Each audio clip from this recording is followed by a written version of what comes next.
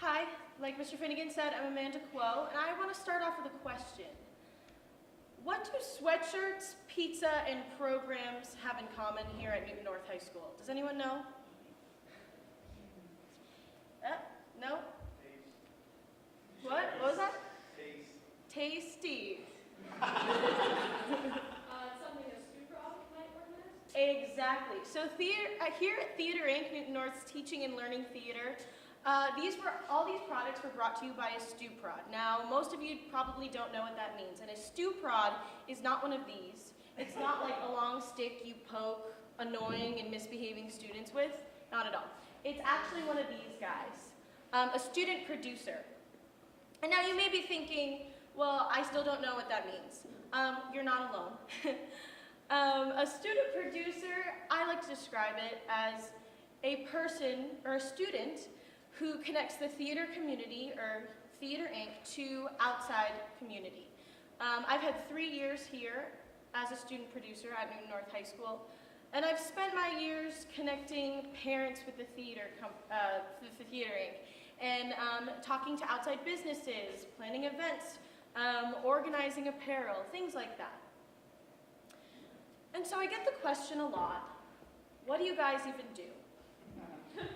And that got me thinking, well, what do real producers do in real theater companies? And as someone who wants to pursue the performing arts, and you know, that's a risky track, I always thought, well, could I become a producer or go into arts administration as a fallback if my performing arts career didn't work out? And so that's where CAPS came into play. I got an internship at Boston Children's Theater, working as a producing intern. 2 things I was investigating. Like I said, what does a producer actually do, and could I see myself doing that? And so a little bit you need to know about Boston Children's Theater is that it's a nonprofit children's theater, and it's actually the oldest nonprofit children's theater in our country. And why I chose it, it was local and professional, and I also did a program there 7 years ago as a child, so I really trusted their work. So I get there my first day, and it looks like this. And that was surprising to me. When I signed up, or when I was interviewed to be an intern here, I thought I was going to be working at this huge theater every day with a stage over there, directors and cast, and the producers and designers talking over here, and maybe businessmen and other contributors over there, bustling. But it wasn't like that at all. Has anyone ever seen the show The Office? Yeah, it's one of my favorite shows. So you know what it's like to drive up to this concrete rectangle and it's boring as all heck. And that's what that was. On the outside, it looked boring. It was just an 8x10 office, really. And most days it was just me and Toby, the executive producer. Toby's right there in the black sweater with the laptop open.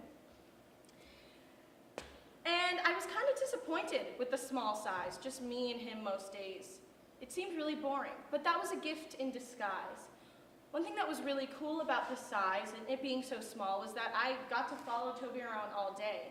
And he was really open about letting me experience what producers do.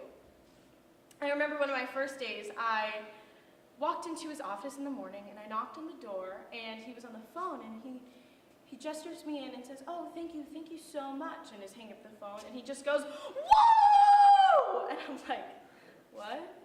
What's going on? I just met the man, is this normal for him? Does he do this a lot? Like what? So he goes, I'm gonna tell you something, but you can't tell anyone. And I'm like, okay. And he goes, we just got a 6-figure grant from Disney to start nonprofit work in the Boston public school system to share theatrical experience with underprivileged communities. Whoa. That was my reaction, whoa! Because in real time, I witnessed what a producer does bringing the theater company to the community, and how the producer got that grant to benefit their community by starting these programs. So that was awesome. Another thing that was really, really great about the size was the staff meetings. This is actually a picture of the staff meeting that we attended every week. And BCT really treated me as a staff member, even though I was just an intern. They listened to me, they allowed me to share my thoughts and give my input. So I was really fortunate, because I know a lot of interns, you're just going and getting coffee and filing papers and making prints, which there was some of that too. But they were really wonderful in letting me share my voice. And lastly, what was really great about the SIZE was the fact that I got to do actual things. And so one of the projects I worked on was the Giving Voice event, which Boston Children's Theater has every year. It's a philanthropic event to raise money for Boston Children's Theater and also showcase all the work that Boston Children's Theater does. We have students come and perform. We also have celebrity guests in the theatrical world come and talk. It's a wonderful experience. And so we're planning this event, and we're trying to figure out how we want it to be set up. And so we have, the event was at WGBH, and there's this huge, huge hall. And so we decided to fill it with round tables everywhere and a stage in the middle for the performers. And we needed centerpieces to liven the place up a little bit. And so we were thinking, well, what could a good centerpiece be? Do we want like flowers, maybe like some sparkly confetti or something? But then we thought, no. The centerpiece is at the center of the table of all the donors who have a lot of money. It should be effective. So we came up with this idea. We were going to take photographs of real Boston Children's Theater students and take their BCT stories and put them as our centerpieces, highlighting the work that Boston Children's Theater does and how it impacts young artists. And so that was my job, that was my project, to collect these photos and get these testimonials and put them together in a way that was presentable. And that was really wonderful because when Toby assigned it to me, he said, here you go, produce it. Which at first, I was really scared. I hadn't produced anything yet at Boston Children's Theater. And for once, the work mattered a little more than here at Newton North High School, where it's a learning, teaching environment, so there's room, a little more wiggle room for mistakes and growth and learning. So the pressure was on, but in the end, it allowed me to connect more with the community. I was able to figure out what was needed, delegate jobs, talk more with other staff members that I hadn't met before, reach out to students who I hadn't met before either. And I got to read so many wonderful stories like these up here about how BCT has really affected students. You can take a moment to read those if you haven't yet.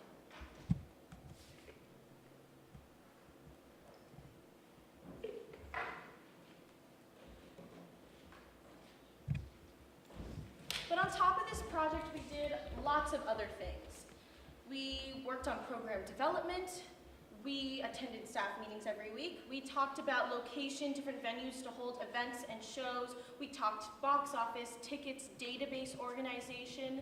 We talked about casting for shows, logistics for shows, design, and how a producer for every show has to approve designs and approve what you wouldn't expect, really, really technical things like what lights are going up and how expensive they are, and figuring out budgeting for all those things, and if it's really feasible that the designer has this design for the show. But there are more central responsibilities of a producer that across the board all producers do at theater companies. And I would say that's choosing the pieces for the theater company to do, choosing the pieces to produce, finding the funding for those projects, hiring staff, making big decisions, but also just checking in with the community, making sure that the theater company stands in good relationships with the community. It's a give and take relationship, so that the community is constantly learning from the theater company, and the theater company is reaching out to the right communities. So on top of all this, I got to watch Toby shine, the executive producer, every day, and this guy was a busy man. He would walk in every morning with a cup of coffee, on the phone, holding papers and laptops, and then he would sit down in his office and he'd be answering phone calls over here, one computer open to check his text messages, one computer open to check his emails, another to organize database, another just for other projects he was working on, like design. And then there was me asking questions about what he was doing, and he would actually have the time and give me the time to answer my questions. And so something I learned that was really key to the producing job is communication. Communication is so key. And I actually experienced some of the lack of communication.